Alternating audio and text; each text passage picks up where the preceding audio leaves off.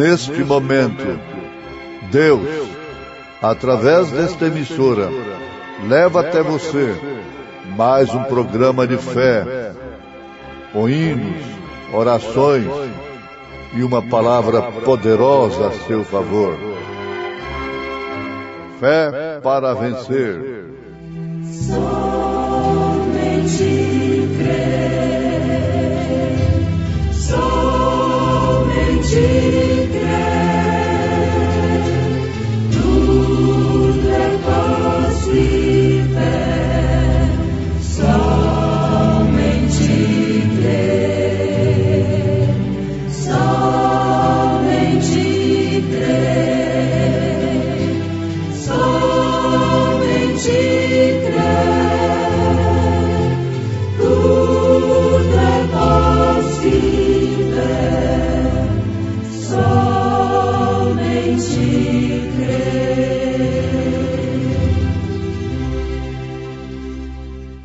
Responderam, pois, os judeus e disseram-lhe: Que sinal nos mostras para fazeres isto?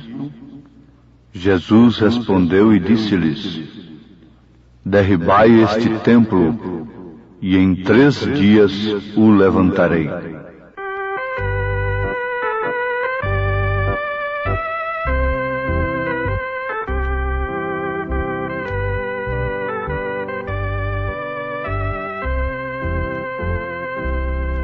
Cantarei de Deus a história que livrou-me do mal e concedeu-me salvação. Com amor, Jesus, o Mestre, sobre o lenho penou. Se foi por ti, foi por mim. A Jesus sempre estarei louvando este amor tão singular, cantando com amor. Jesus, o Mestre, sobre o lenho penou. Se foi por ti, foi por mim. Cantarei de Deus a história que livrou-me do mal e concedeu-me salvação. Com amor, Jesus, o Mestre, sobre o lenho penou. Se foi por ti, foi por mim. A Jesus sempre estarei louvando este amor tão singular, cantando com amor e fervor. Sempre estarei a louvar a Jesus, meu Salvador, Senhor e Rei.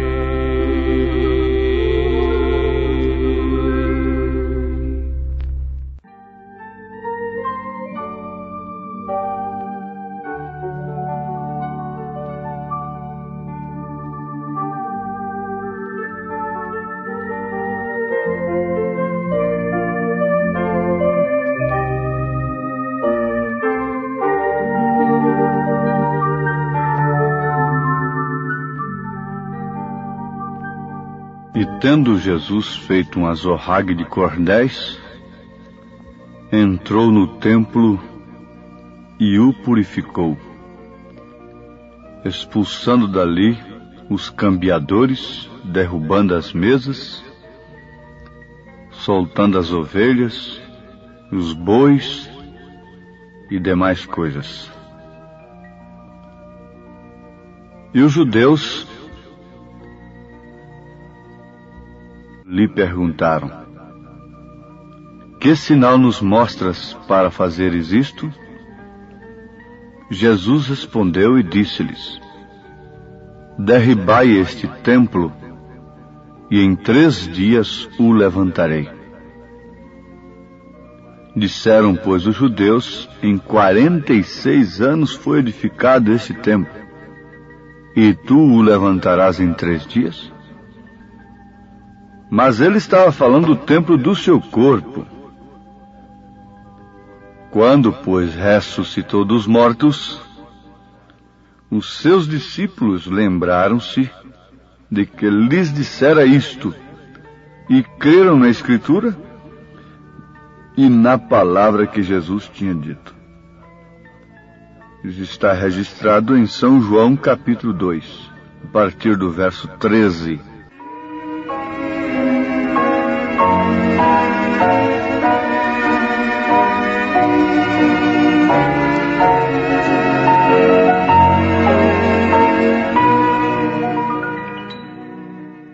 São João capítulo 2, a partir do verso 13. O assunto está como que em torno da ressurreição de Jesus, para chegarmos àquela conclusão maravilhosa de que a ressurreição de Jesus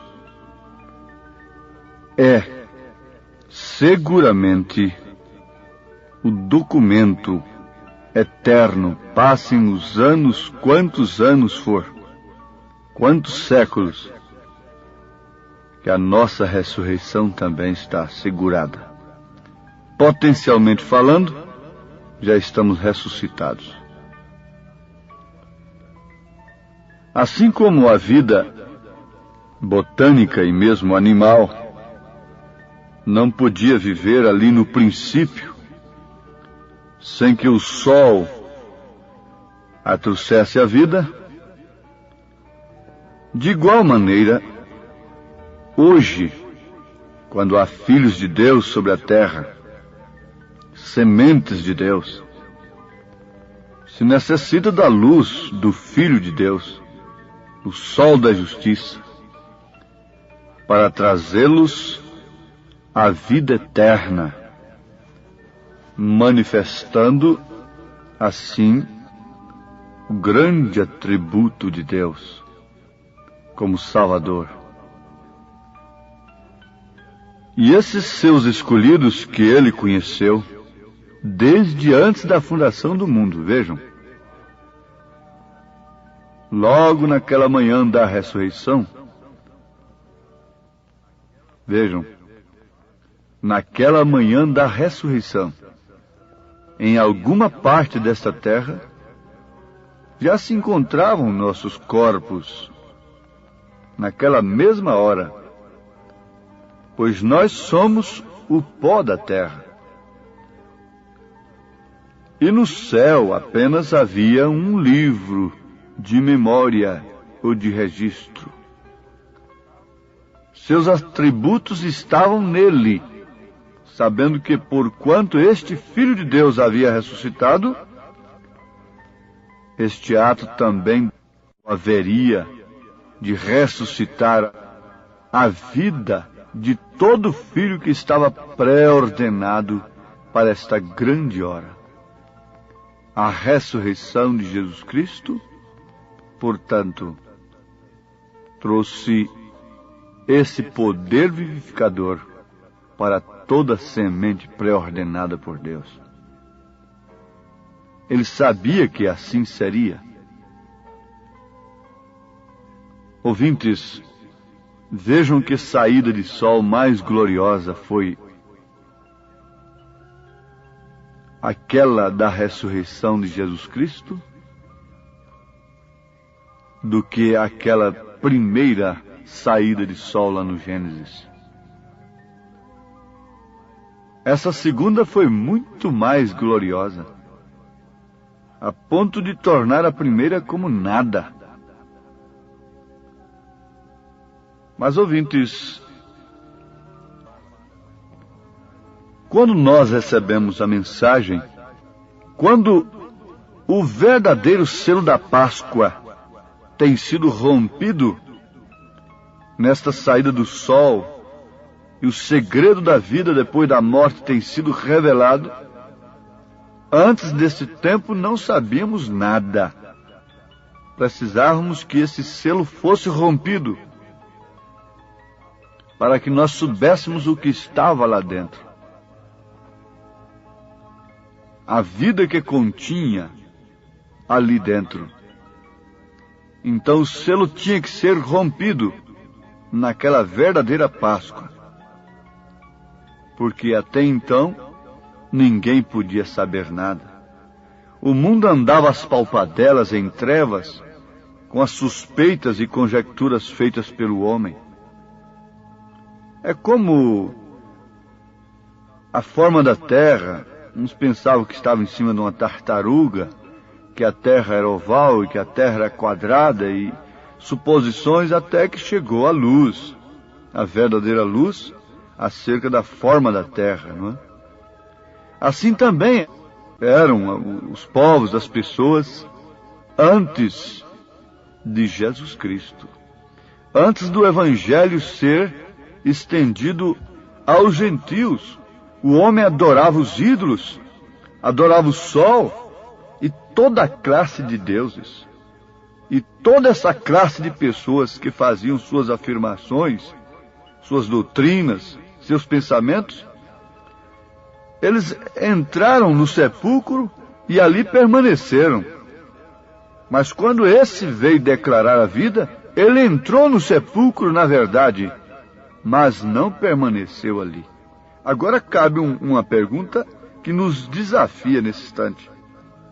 A razão para nós que nos chamamos de cristãos, que não adoramos o sol, não somos idólatras, não adoramos imagens, ídolos e demais coisas, estarmos aí desprivilegiados, arrasados, dominados pelo dinheiro, pela fama e por tantas outras coisas?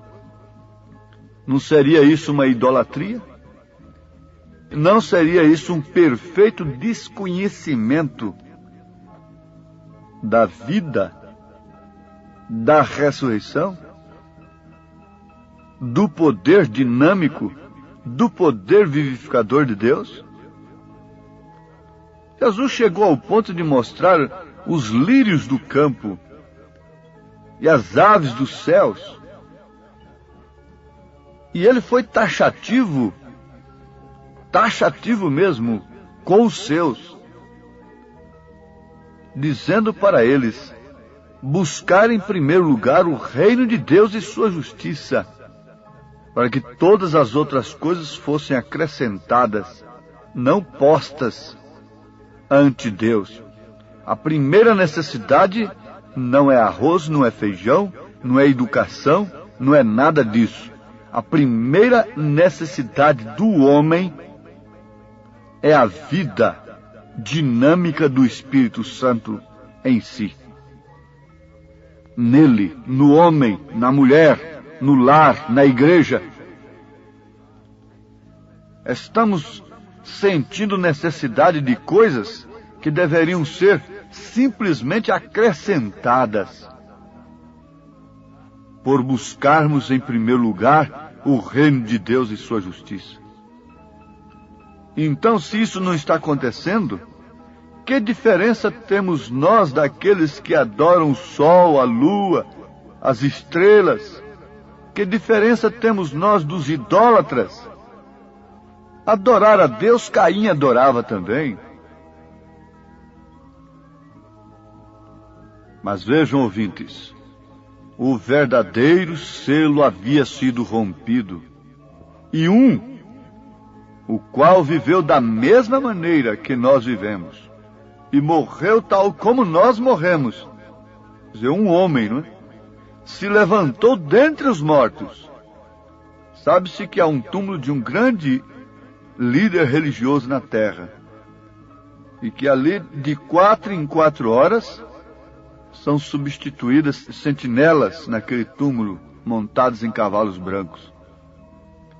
Lá está ele, um evangelista brasileiro, viajando na Palestina, lá em Jerusalém, conhecendo o mundo da Bíblia, como dizem,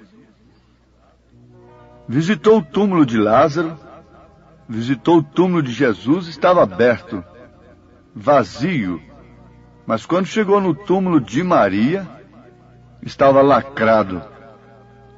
Então, ele perguntou para o cicerone, para o intérprete, o guia dele: mas como é isso? Esse túmulo está lacrado? Disse: sim, mas por quê? Porque os restos mortais de Maria estão aí. Então o evangelista diz: como assim? No Brasil nós temos uma data lá que comemora a Assunção de Maria, que ela foi ressuscitada. O guia lhe respondeu: bom, se vocês querem crer que ela não está aí, que ela subiu, isso é problema seus. Mas que ela está aí, está. O túmulo está lacrado. Aquele outro lá, nós podemos entrar nele, estava vazio. Não seria isto idolatria? Não seria isso estar às palpadelas ainda? O sol não saiu sobre todos? Ele não ressuscitou por todos? Por nós todos? Não podemos continuar assim. Veja só, o homem que havia vivido, nascido ali numa estrebaria, sofrido todas as necessidades de criança e depois de homem, morreu tal como nós morremos, mas se levantou dentre os mortos. Se a ressurreição de Jesus não é suficiente para nos dar vida, porque assim que ele foi ressurreto, logo se derramou sobre sua igreja. Ele disse assim em São João capítulo 14, que enviaria o Espírito, ele rogaria o Pai, enviaria o Espírito de verdade que o mundo não conhecia, mas os discípulos conheciam porque habitava com eles. Mas no mesmo versículo diz: e estará em vós. Então, foi um derramamento de Cristo na igreja. Se a ressurreição de Jesus não foi suficiente para nos dar a vida de Cristo em nós, a de Maria seria? A de outro santo qualquer seria? Se a mensagem não for suficiente para nos dar vida, dinâmica no poder da fé, a ressurreição do profeta é que viria nos trazer vida? Que manhã tão maravilhosa! Nunca houve outra igual em toda a história do mundo. O segredo de que ele era a ressurreição e a vida se deu a conhecer. Quando ele declarou: eu sou a ressurreição e a vida, nem mesmo seus discípulos podiam entender aquilo naquele momento. Mas quando ele apareceu naquela gloriosa manhã e declarou-lhes: porque eu vivo e vós também vivereis.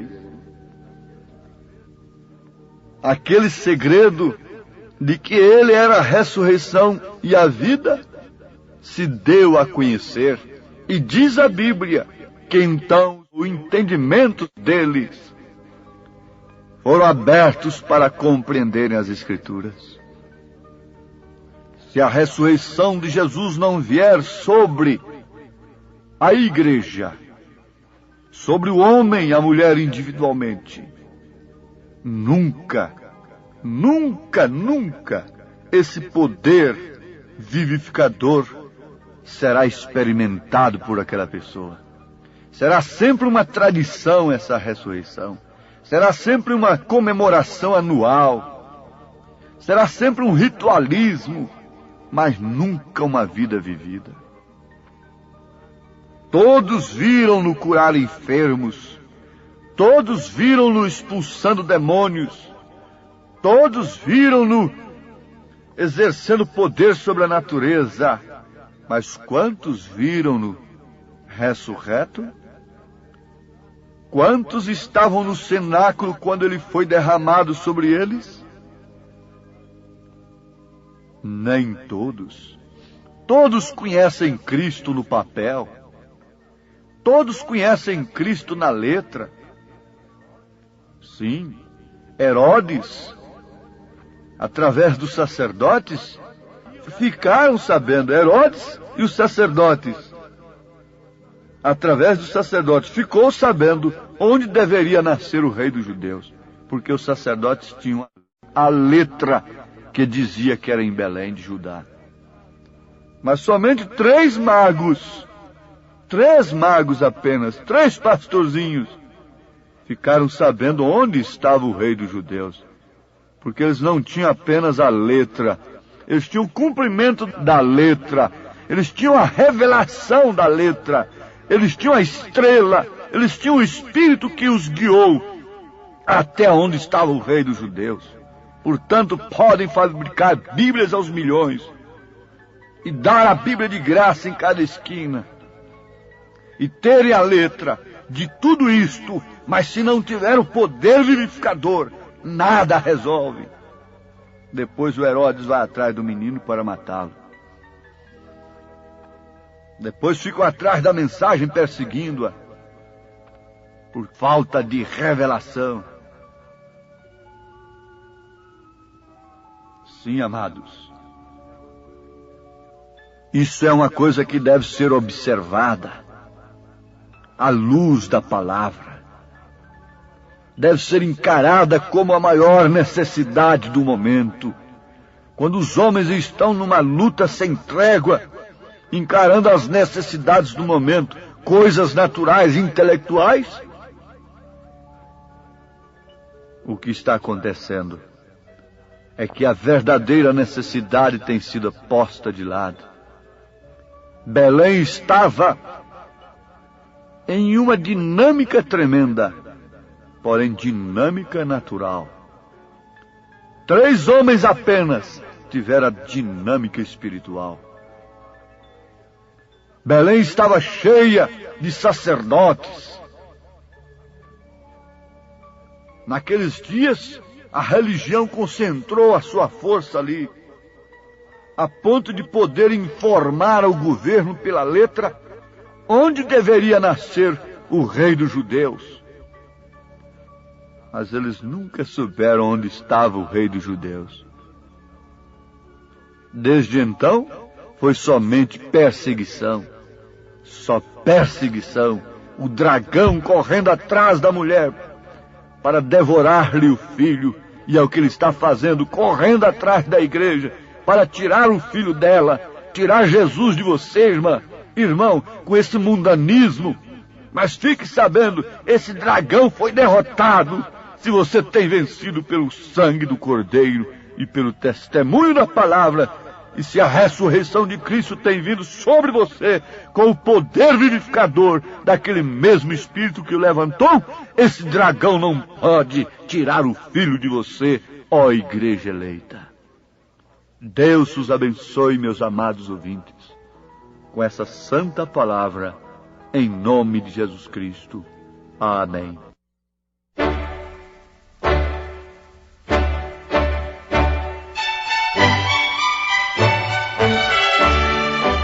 Ouvintes, escreva-nos pela caixa postal de número 15.020, 15020.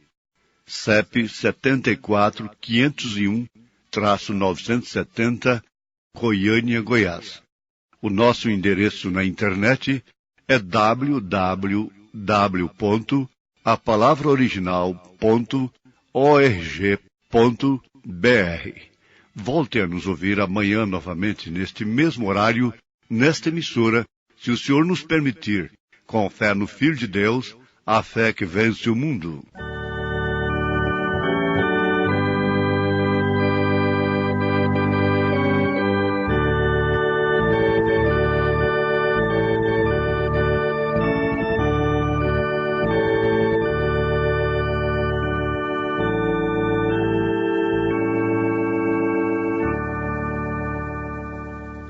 Talvez Cristo venha romper na aurora, com santos